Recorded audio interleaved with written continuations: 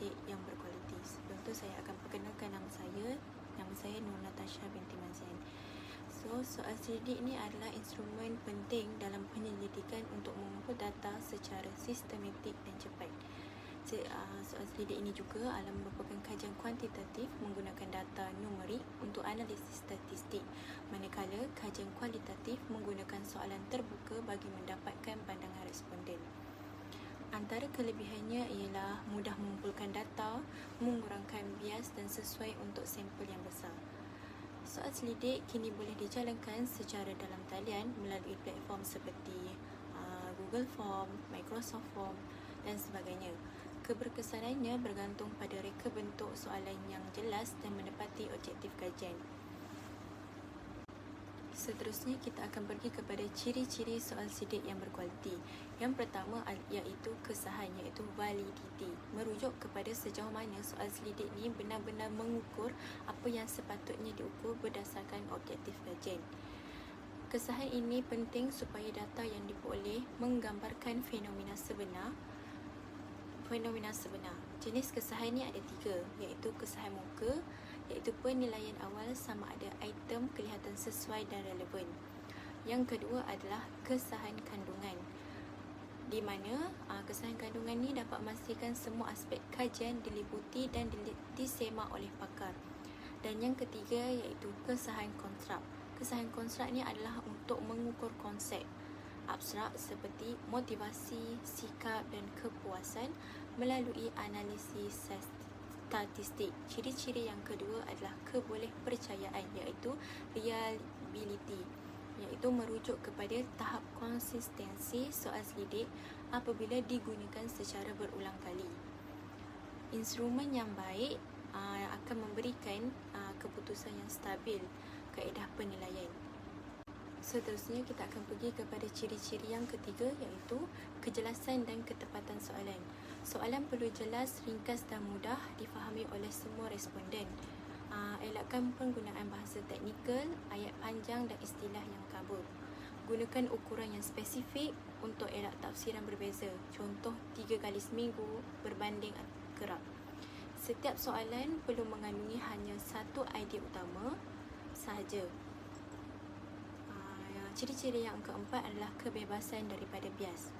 Kebebasan daripada bias ini perlu soal sidik mesti dirangka secara neutral tanpa mempengaruhi jawapan responden. Sesungguhnya elakkan soalan berbentuk leading di mana yang boleh mengarah kepada jawapan tertentu. Bias boleh menjelaskan ketepatan data dan juga kesahihan dapatan kajian. Kesimpulannya, soalan yang tidak neutral boleh menghasilkan keputusan yang tidak baik yang menggambarkan keadaan sebenar. Itu sahaja daripada saya. Terima kasih. Assalamualaikum warahmatullahi wabarakatuh. Nama saya Nur Atika Izzati binti Zulkifli. Saya akan menerangkan tentang langkah-langkah pembinaan soal sidik. Yang pertama adalah penentuan objektif kajian. Keberkesanan sesuatu kajian sangat bergantung kepada kualiti soal sidik tersebut yang dibina, kerana instrumen yang lemah akan menghasilkan data yang tidak tepat ataupun tidak konsisten dan ia sukar juga dianalisis. Objektif merujuk kepada pernyataan yang menjelaskan tentang tujuan utama soal selidik dijalankan dalam penyelidikan yang akan dijalankan. Objektif yang jelas dan spesifik dan boleh diukur akan membantu penyelidik membina item soalan yang relevan serta mengelakkan berlakunya pengumpulan data yang tidak berkaitan. Yang kedua, pemilihan jenis soalan. Yang pertama adalah soalan tertutup. Soalan tertutup ni dia macam merupakan jenis soalan yang paling banyak digunakan dalam soal sidik, kerana soal sidik tertutup ni dia menyediakan pemilihan jawapan yang telah ditetapkan seperti pilihan berganda ataupun skala penilaian. Dia macam dekat soalan tu dia ada pemilihan jawapan sama ada A, B, C atau D yang selalunya akan diletakkan di dalam soal sidik tersebut untuk seseorang tersebut menjawab soalan itu. Yang kedua adalah soalan terbuka. Soalan terbuka ni dia digunakan untuk membolehkan responden tu memberi jawapan yang lebih mendalam dan mencerminkan pandangan sebenar mereka. Yang kalau dekat soalan terbuka ni dia tidak ada pemilihan jawapan, dia berdasarkan pendapat ataupun pengalaman ataupun apa-apa sahaja yang berkaitan dengan yang mereka yang menjawab tersebut. Yang seterusnya adalah soalan demografi. Soalan demografi memainkan peranan penting dalam mengenal pasti ciri-ciri latar belakang responden seperti umur, jantina, tahap pendidikan dan pekerjaan seseorang tersebut. Okey, seterusnya yang ketiga. Yang ketiga adalah penentuan skala pengukuran.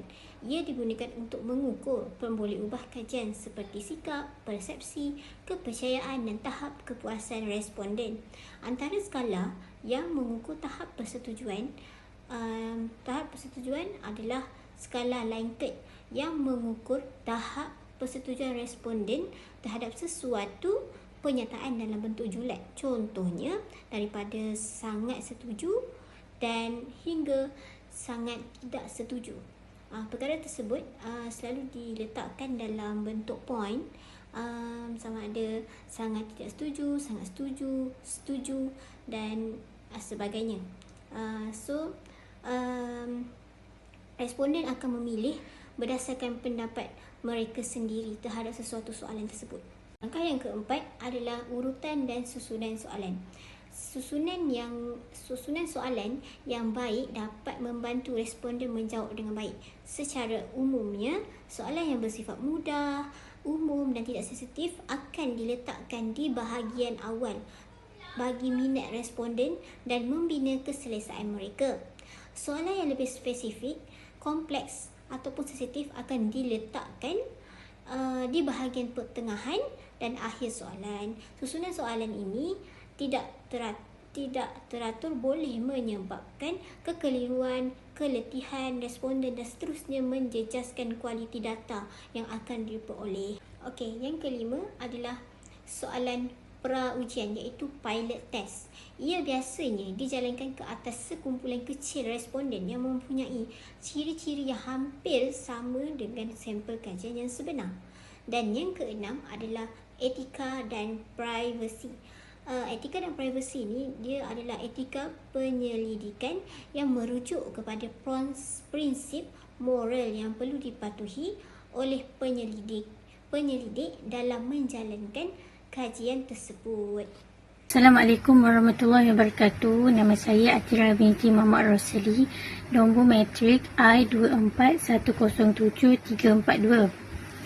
Seterusnya saya akan membentangkan kesalahan umum dalam pembinaan soal selidik.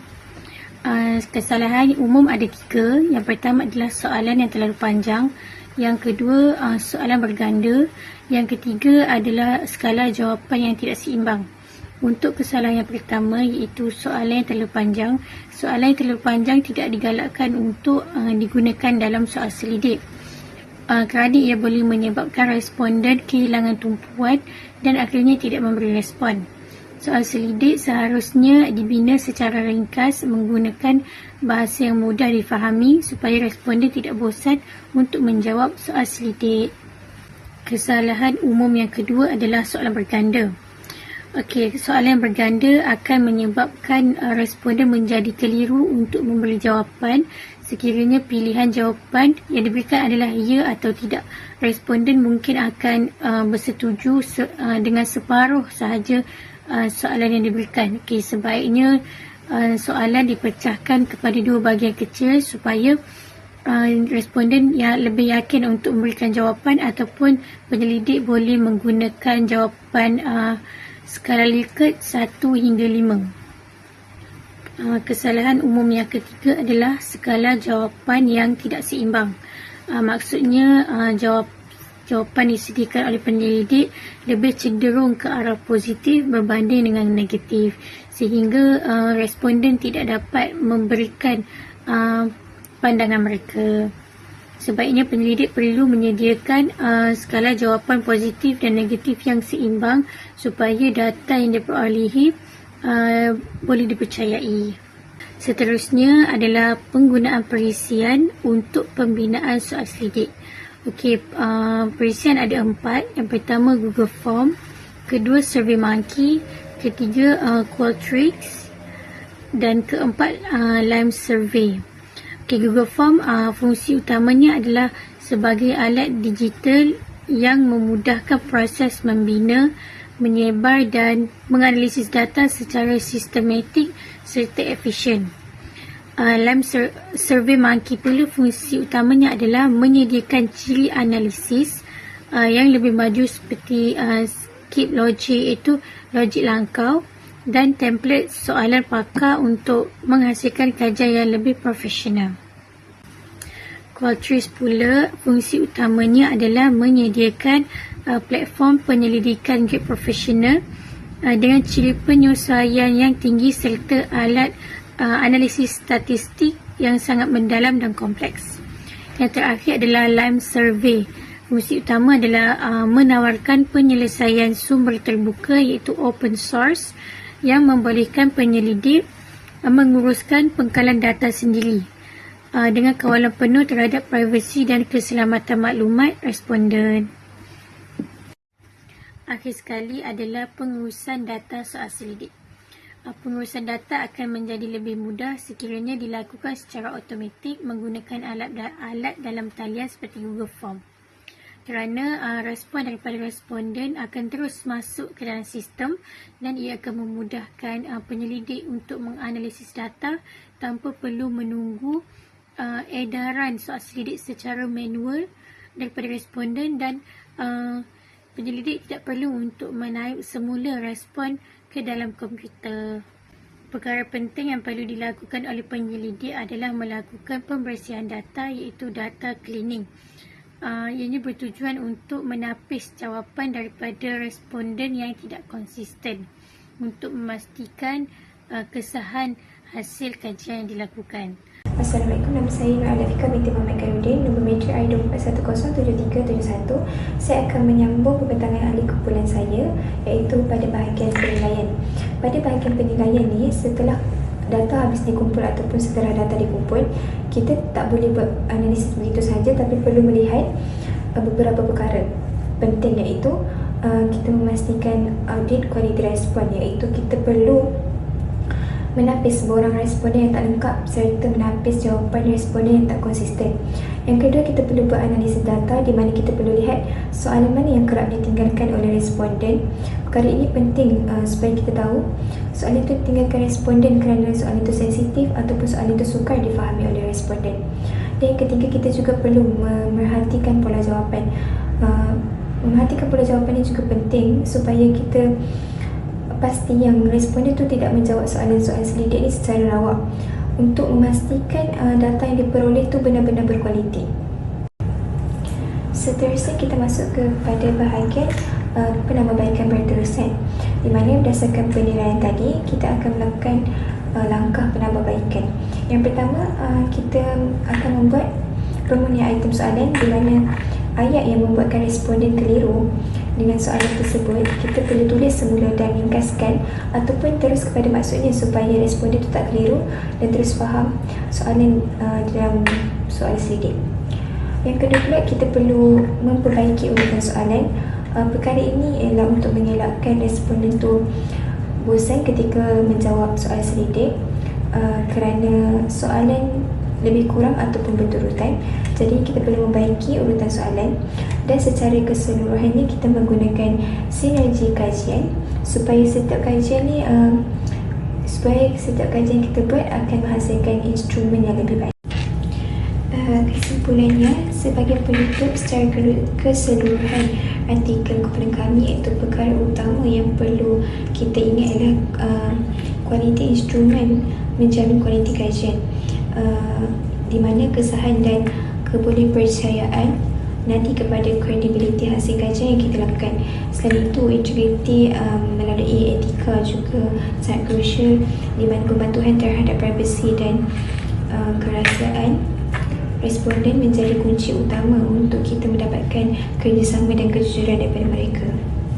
Seterusnya, kita juga perlu beradaptasi dengan teknologi moden. Ini kerana penggunaan periksaan data telah terbukti boleh meningkatkan efisiensi pengurusan serta ketepatan dalam kita menganalisis data.